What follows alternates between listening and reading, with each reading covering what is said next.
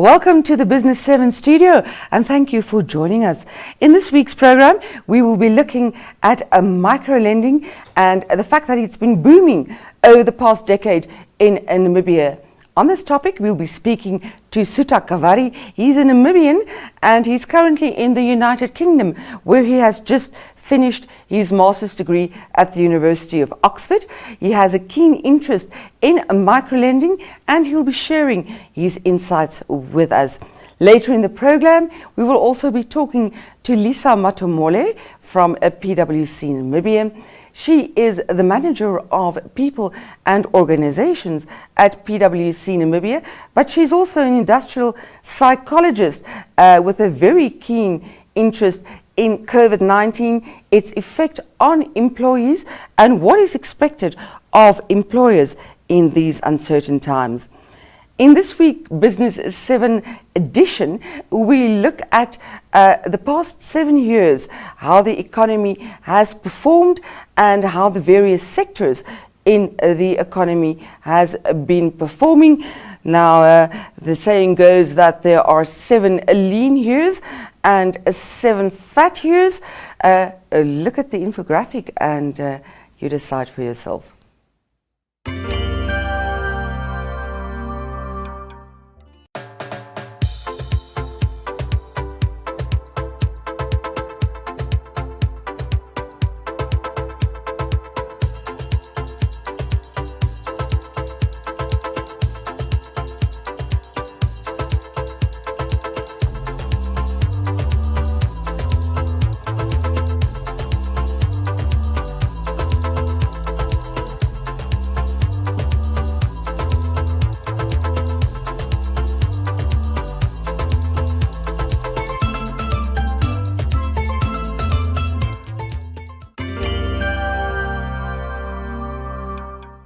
Biz 7's focus this week is on microlending in Namibia, the extent of it and how it has been growing.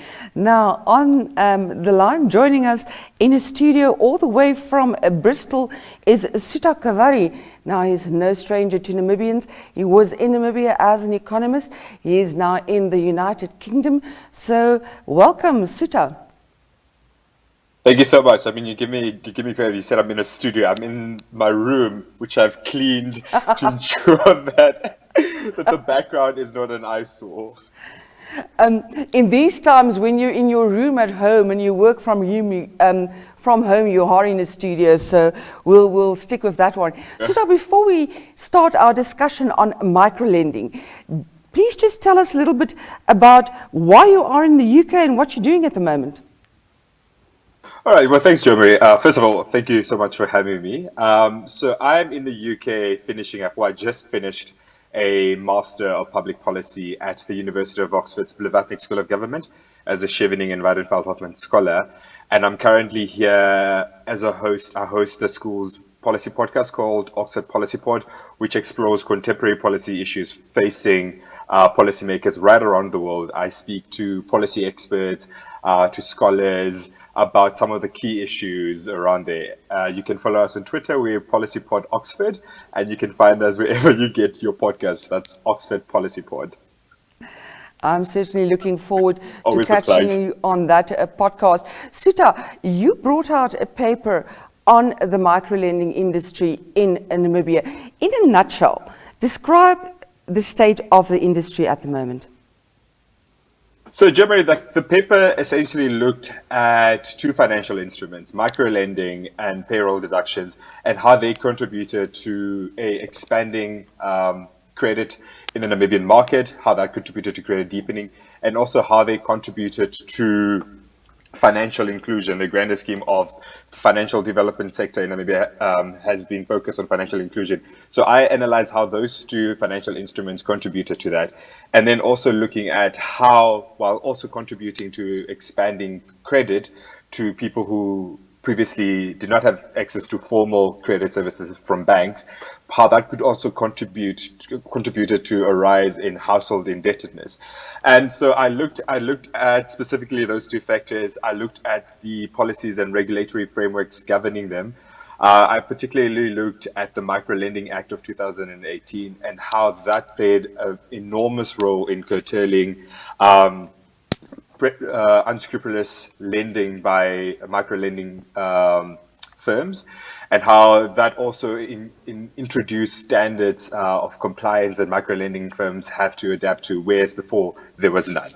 And then I also looked at payroll deductions, when payroll deductions are mostly used by government employees, and I looked at how that had opened up a window of credit for government employees to access.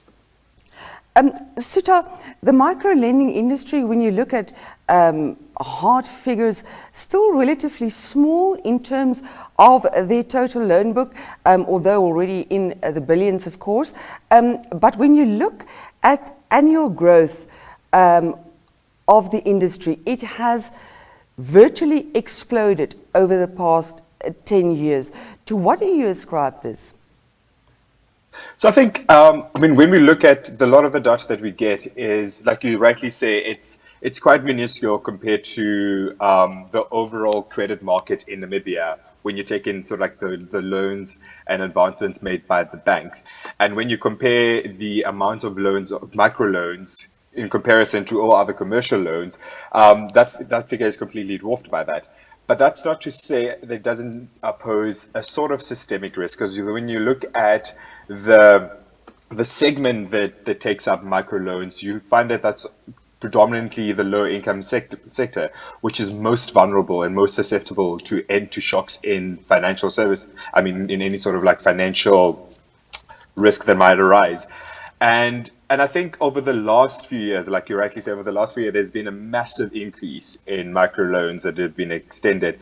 And a big part of it can be due to, a rise in the extent of access. So a lot more people were able to access microloans. But then also it can be due to the fact that a lot of households have been under severe financial strain and stress the last few years, and that has significantly contributed to the rise that we've been seeing. And so ready access of credit, as well as an increase in financial stress that consumers have been facing the last few years. It also coincided with the period in Namibia when we saw relatively low interest rates. And as we tracked the rise in the credit, that also there's also a correlation between low interest rates and a high uptake of credit, and that contributed to that as well, Jabari.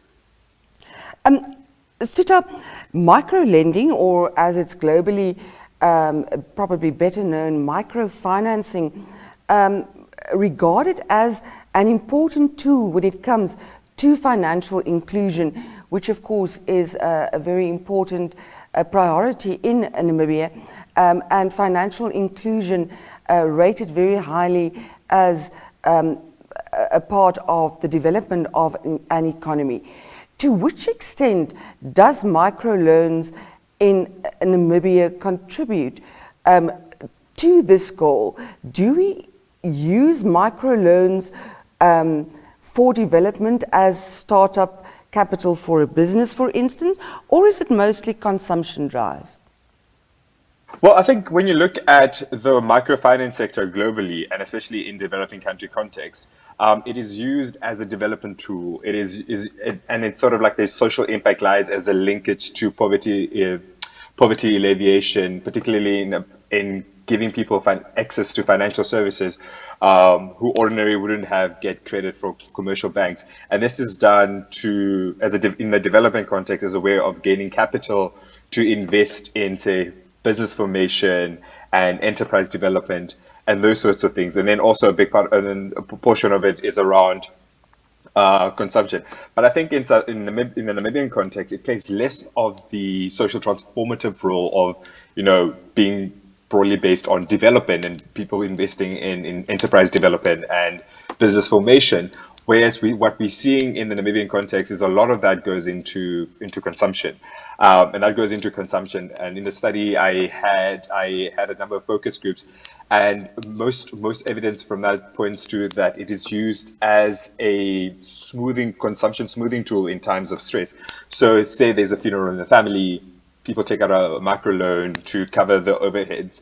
or there's an accident, car needs to be repaired. There's damage to plumbing in a household that needs to be repaired. So I think in the Namibian context specifically, it plays a consumption role and a smoothing tool in times of stress. To which extent then could, in the Namibian context specifically, could you look at micro-lending helping to alleviate poverty? Or is it more a threat pushing consumers into a debt trap? Well, I think I'm a bit. I think I'll push back on that point a bit because I think it does play a key role in financial inclusion. The Bank of Namibia and the Ministry of Finance, financial sector development strategies, have focused on ways of expanding financial services to those low income households and low income segment that were, previously unbanked, so to speak. And you remember the Bank of Namibia a few years ago had a campaign around a new banking product for people who didn't have access to banking facilities, and then micro lending in a sense, or microfinance in a sense, also plays a part in that whole financial sector development strategies around financial inclusion. How do you get people to have access to credit when they need it? And I feel like the rationale or the argument advanced is that it helps those key population or low income population who aren't able to access formal credit and who would otherwise be locked out of the financial sector or financial services. And so from a financial sector development perspective, looking at financial inclusion, it plays a key role in advancing those ideals of expanding credit to markets that were previously either unbanked or didn't have access to those markets. But then on the other hand, it's also a double-edged sword in that while there's now access to credit and we're capturing a bigger part of the pie people who didn't previously have, it has also contributed significantly to the rise in over indebtedness. And what we're finding now is that we have a lot more people overextended. We have one or multiple microloans, and we're seeing a scenario where people take out microloans to pay off previous microloans so that they can create some room for more loans. Because I think it's a double-edged sword, Jomari, in that it's crucial, it's key in financial inclusion, and it has played its part in Namibia's financial sector development to expand access to credit so that more people have access to financial services, and it has significantly contributed to financial inclusion. But at the same time, it has been also a significant contributor to the rise in household indebtedness, especially in the low income segment. Suta, coming back to household indebtedness, and what I'm talking about here is an overall picture. So microlending debt and commercial bank debt. You mentioned just now that some people in your focus groups indicated that they use one microloan to pay off the other. I think very much happens in the commercial banking sector, where your consumer use one credit card to pay off the other.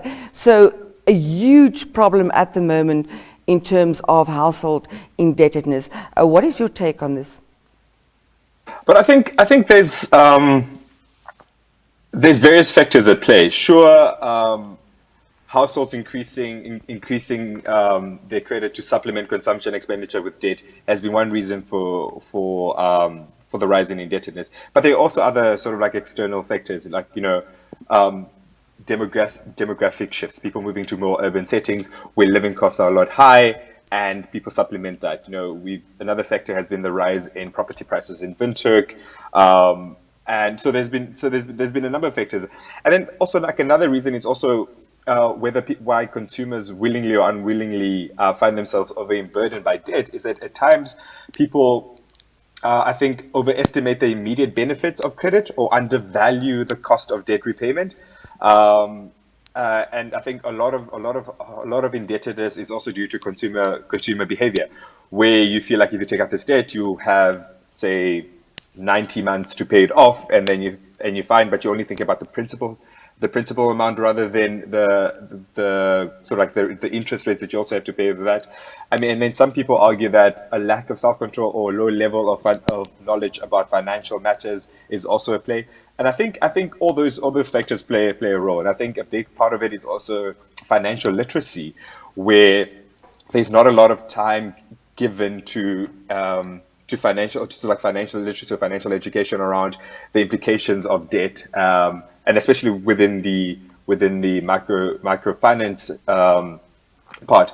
But I think ultimately people know what they're doing, and then people take out loans because they're in dire straits, and especially when we look at the lower income segment, those are people who really do need to smooth over a financial stress that they get. But I think it's a multitude of factors that I play, Jomari.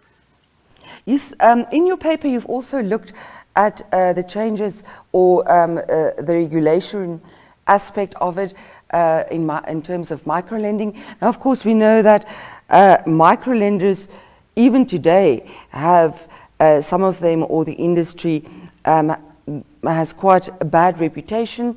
They're referred to as loan sharks, etc., etc. Yeah. How happy are you with the changes and the regulatory environment that the industry is currently in?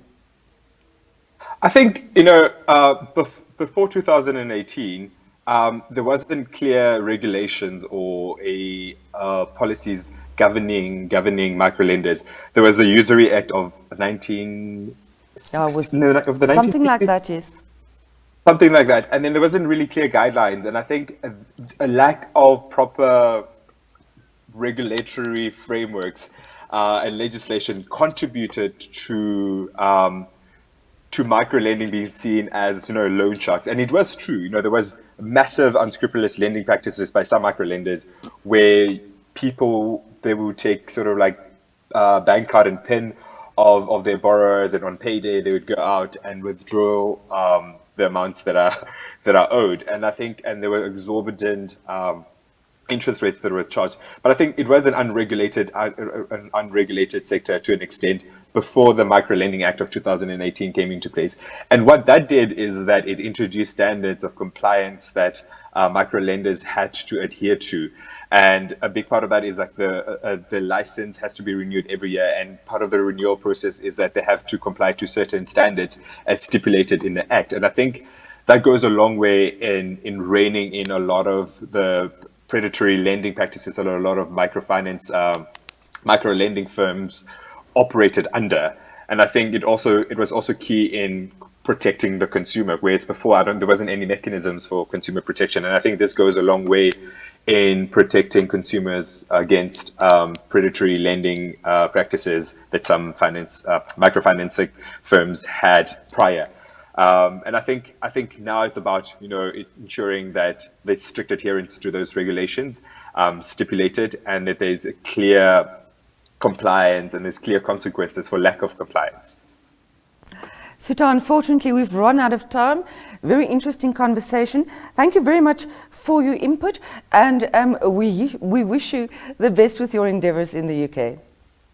Thank you so much. Jeremy, perhaps we didn't touch on this, but another thing that I think contributes to that element around consumer protection is payroll deductions for government employees. And then if I can touch on it, do you have a quick second? Yes, absolutely. Go ahead. Is that while I talked about how before the Microlending Act there wasn't really clear guidelines on protections of consumers, and they were susceptible to predatory lending practices. I think when you look at something like the payroll deductions, and many microlending firms have what they call deduction codes, I think that plays a key role in ensuring that people are not overburdened. Making sure that a borrower's credit profile is taken into consideration, and it's assessed to see whether they're able to or have the capacity to take up the loans or not. And I think that's also a key real-time control function to ensure that we don't see the levels of overburdenedness that we see. Whereas before, people would take zero pay. And I think something like the payroll deductions, and as well as the Microlending Act, ensures that people have sufficient take-home pay. And I think that also contributes to, thwarting the levels of overextendedness that a lot of people face. Good news then to see that the microlending industry is in a relatively safe space at the moment. Once again, thank you, Suta Kavari. He spoke to us all the way from Bristol in the UK, where he is an economist. Thank you so much, Jo-Marie. Listen to your Oxford Policy Pod.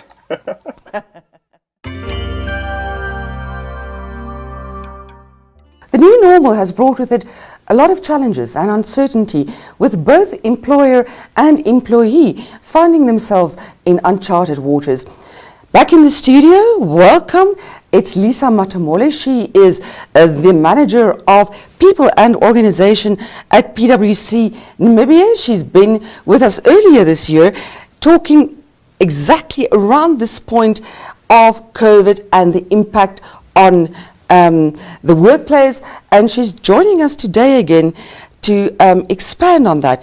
Lisa, in a nutshell, what do employees feel at the moment?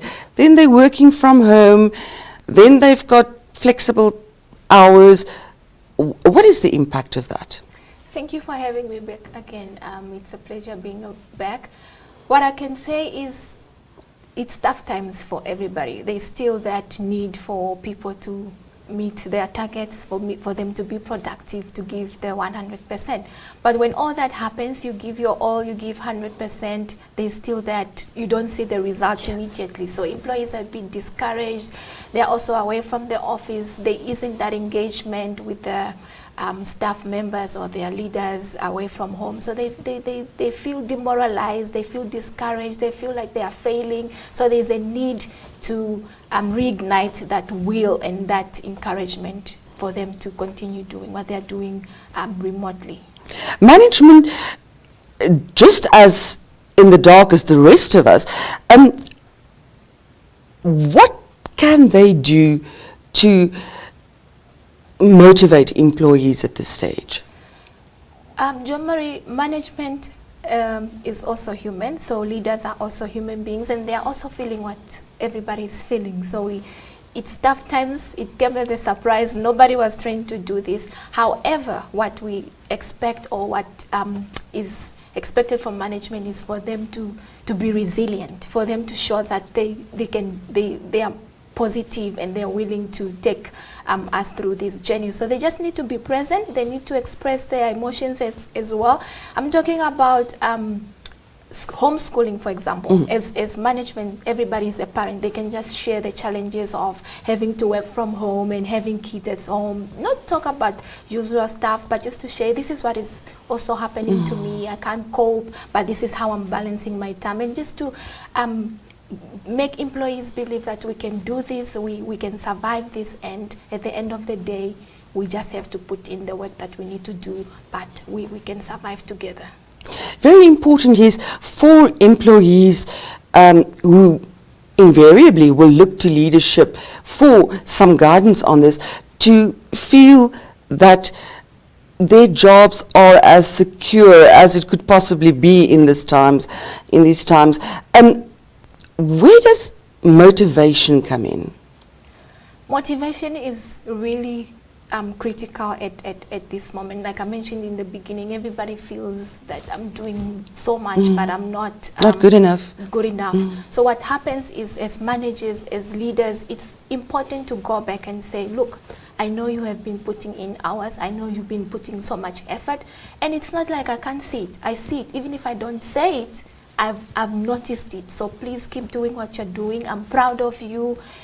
Keep up the good work. And if things are not showing in terms of the results or the productivity, when we have like numbers and stuff, you can say, right now, I know it's tough, but we've been this journey before, and I believe that we can overcome this. I'll give an example of my boss. There was a time we had a meeting and say, Lisa, remember where we've been. This is just a moment, and we will cross the bridge together. And that makes you believe that if we've done it before, then actually he's right, and we can move forward. So there is that motivation that is required to say, forget about all these things that we're not doing right. I'm just proud of you as an employee. It's good to have you on a team.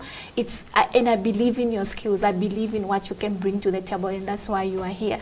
Yes, very much a situation of celebrating the small victories at this stage. Yes, so it's not about giving me money or giving me a trip to Etosha, but just to say thank you. You can write handwritten notes and say from your boss or from your manager. It brings about that excitement and just that to feel that I'm really part of this team, and I'm happy to be here. Yes, that's very important, that affirmation. I think people right now have a bigger need than ever before to just hear that I'm good enough. A lot of people working for less money. Bonuses are probably non-existent this year. So employees need to just feel valued at the office. Definitely, they definitely need to feel valued, and like I also mentioned, it's not about bonuses at the end of the day, and we as employees also understand we do. The industry is not doing, it's not the industry actually, the economy is not doing well. There are companies that are cutting salaries by 50%. So if you still have your job, if you still have your salary, to just be told, well done, yes, you did well on that yes, report, that presentation was excellent, and thank you for working. I saw the email you sent at 2 a.m. That was really excellent, and it's not expected of you, but you really put in extra effort to make sure that we meet the deadline, or we met this client, we won this client.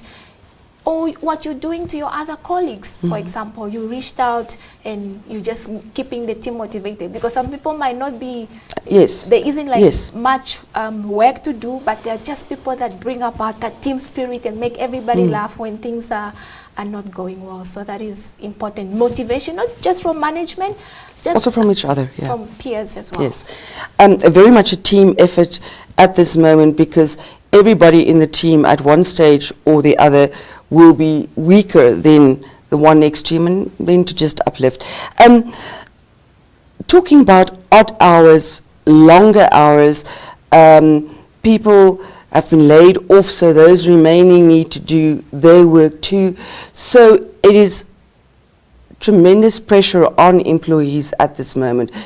What is your take on burnout and how important it is to look at the well-being of those who remain behind? Actually, employee well-being is something that is personal, a background in industrial psychology, and that's why I write mostly on employee experience, because I believe for as much as we are employees and we are working hard, we need to take care of ourselves. We need to worry about who we are. So you need to take time to rest. You need to take time to take care of exercise. Go out there, do something that you love. If you love reading, just take a day off.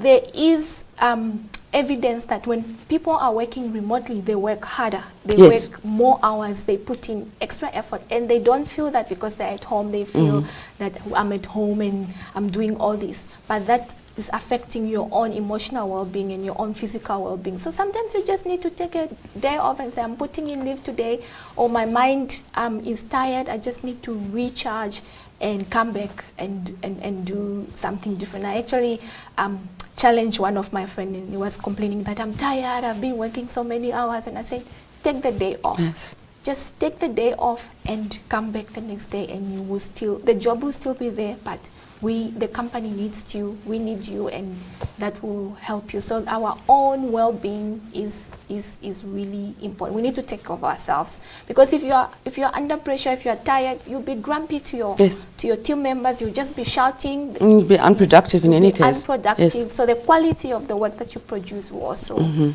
not be as what it's supposed to be. But then also very important from the employer's side is that he or she should have empathy with the burnout issue, which is very, very present at the moment. So what we have done at PwC, if I just answer your question, is to have wellness goals in each and every employee's individual goals. So apart from your usual performance targets, just that responsibility for you to take care of yourself. So if there are runs out there, are you running? Are you joining any activities? And we also have a virtual gym. So the company has like virtual instructors where you can log in and exercise in the comfort of your home, where you don't have to pay money. It's free. So companies need to come up with initiatives that help employees to stay active away from the office, away from the day-to-day normal, just to support them and say, this is what you can do to make sure that you are all active and you're taking care of yourself. Lisa, thank you very much for joining us again. Very valuable insights both for employer and employee, and we're looking forward to your next article. Thank you. Thank you.